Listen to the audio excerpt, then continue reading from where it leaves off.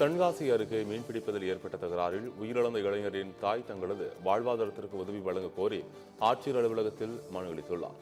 தென்காசி மாவட்டம் ஆழ்வார்குறிச்சி பகுதியில் உள்ள அன்னை பெருமாள் நாடனூர் கிராமத்தைச் சேர்ந்தவர் மாதவன்.